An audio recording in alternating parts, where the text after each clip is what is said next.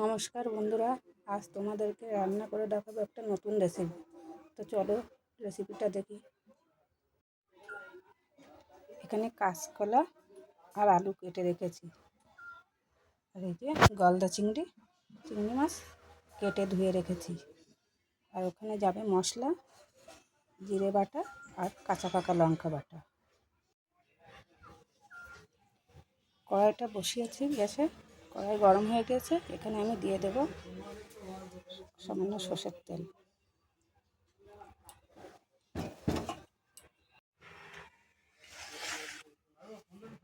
তেলটা গরম হয়ে গিয়েছে, এখানে আমি মাছগুলো দিয়ে দেবো।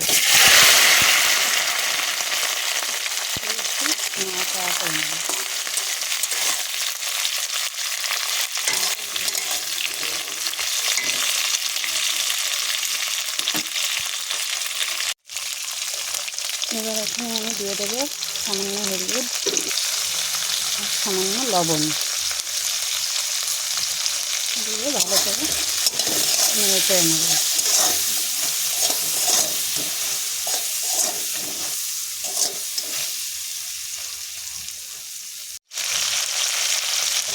মাছগুলো লাল লাল করে ভাজা হয়ে গেছে, এবার আমি তুলে নেব।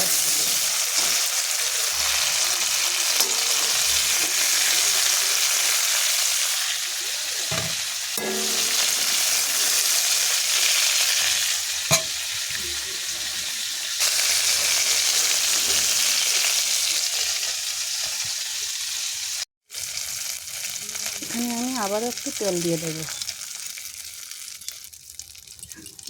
তেলটা গরম হয়ে গিয়েছে, এবার আমি কেটে রাখা আলু কলা দিয়ে দেবো।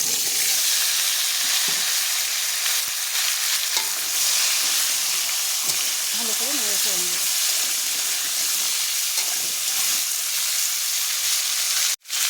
এবার আমি এখানে দিয়ে দেবো হলুদ 1 চামচ আর লবণ দিয়ে দেবো 1 চামচ। দিয়ে ভালো করে আবারও নেড়ে চেড়ে নেব।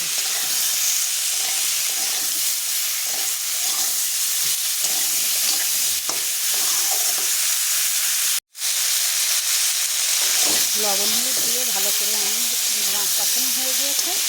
এবার আমি এখানে দিয়ে দেবো মাছ মতো জল।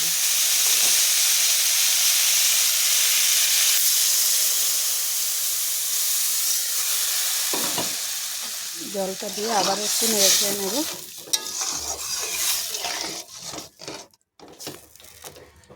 এবার আমি 10 মিনিটের জন্য ঢাকা দিয়ে দেবো। 10 মিনিট হয়ে গিয়েছে, ঢাকা দিয়ে থালাটা আমি তুলে নেব।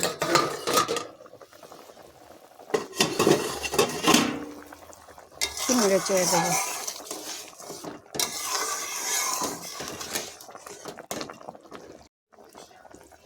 এবার এখানে দিয়ে দেবো আমি বেটে রাখা মশলা, জিরে বাটা, কাঁচা লঙ্কা বাটা। আবারও একটু নেড়ে দেবো।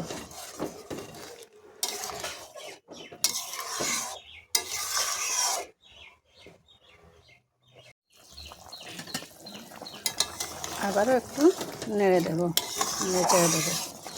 এবার আমি এটাকে নামিয়ে নেব।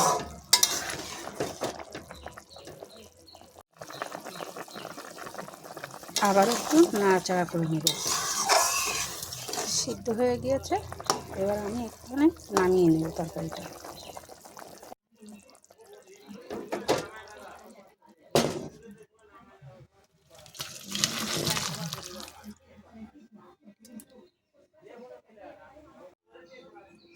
কড়াইটা আমি ভালো করে ধুয়ে আবারও বসিয়ে দিয়েছি গ্যাসে। কড়াইটা গরম হয়ে গিয়েছে, এখানে দিয়ে দেবো আমি এবার সামান্য তেল।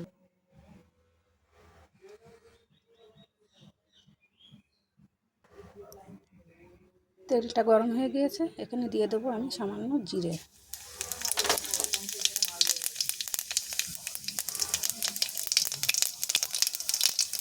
জিরেটা হয়ে গিয়েছে, এবার আমি দিয়ে দেবো তরকারিটা, ঢেলে দেবো।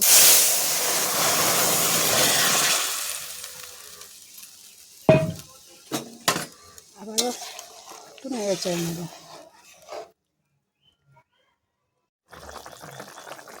আবারও একটু নেড়ে চেড়ে দেবো। আর এখানে আমি দিয়ে দেবো ভেজে রাখা চিংড়ি মাছগুলো।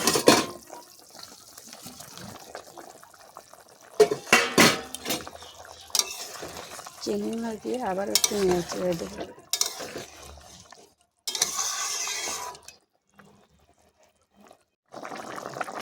আবার একটু নেড়ে চেড়ে দেবো।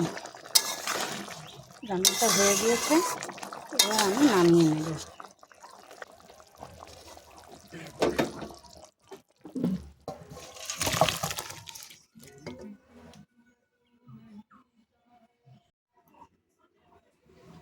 রান্নাটা হয়ে গিয়েছে বন্ধুরা। যদি আমার রান্না ভালো লেগে থাকে তাহলে তোমরা আমার চ্যানেলটাকে লাইক, কমেন্ট, শেয়ার ও সাবস্ক্রাইব করে দিও। আমার রেসিপি তৈরি হয়ে গিয়েছে। যদি তোমাদের ভালো লেগে থাকে তাহলে তোমরা লাইক, শেয়ার, কমেন্ট ও সাবস্ক্রাইব করে দিও।